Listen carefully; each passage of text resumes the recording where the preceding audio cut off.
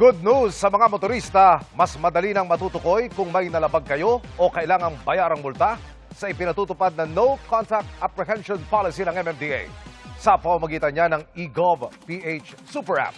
Kung paano, alamin sa pagtutok ni Oscar Oida.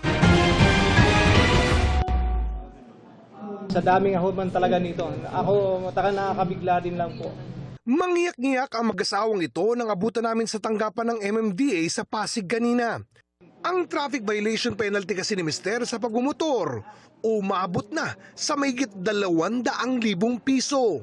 Higit na mas mahalaan niya sa inuhulugan pa niyang motorsiklo na nasa 100,000 piso ang halaga. Karamihan ng violation, paglabag umano sa bus lane. Inamin ko rin naman kasi mali din naman ako kaso lang. Naroon na sir hindi na mamabawi minsan napapadali din ako sa takbo ko. Naghahabol din kasi ako ng oras kaya napapadala ako.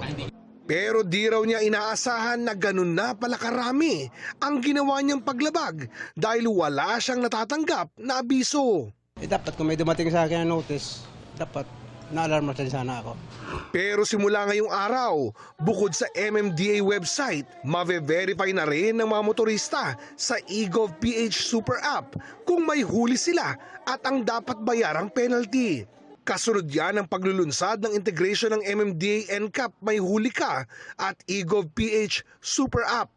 Conscious ka na pag nagdra-drive ka, dapat sumunod ka sa traffic rules, di ba? Kasi alam mo na pagka nag-violate ka, alam mo, makikita ka at second, wala ka ng dahilan para hindi magbayad dahil napaka-convenient na Sa inyong eGov PH app, hanapin at piliin ang MMDA NCAP service. Dapat munang irehistro ang inyong sasakyan. Pwedeng iscan ang ORCR o mano-manong ilagay ang plate number, file number at make and model ng sasakyan. Matapos ito, makikita mo na ang detalye ng violation ng inyong sasakyan kung mayroon man. Pwede na rin sa app mismo magbayad ng penalty, pati pagkontra sa violation. Pag nakita mo at tingin mo mali ang pagkakahuli, meron ding QR code doon na i-scan mo lang, papasok ka or dadalhin ka sa contest mechanism. So online na rin po yung pag-contest.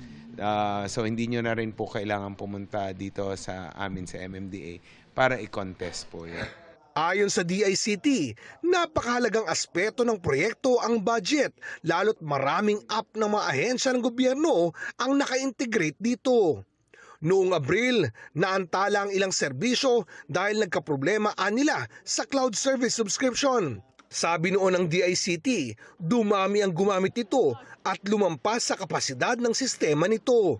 Pero nagawa na raw nila ito ng paraan. Wala po kasi yung budget talaga to develop. Nanghihingi na rin po kami ng dagdag budget. Kailangan natin po ito yung mga cloud services, mga cybersecurity subscription. Kung sa cybersecurity, meron din tayong 24/7 na monitoring and si eGov team naman natin sinigurado na karamihan na lahat ng mga transmission dyan encrypted at saka protected. So doon hindi tayo magkakaproblema. Mayo noong nakaraang taon, muling inilunsad ng MMDA ang No Contact Apprehension Policy o NCAP. Kasunod ng partial lifting ng Korte Suprema ng temporary restraining order laban sa pagpapatupad nito sa ilang bahagi ng Metro Manila.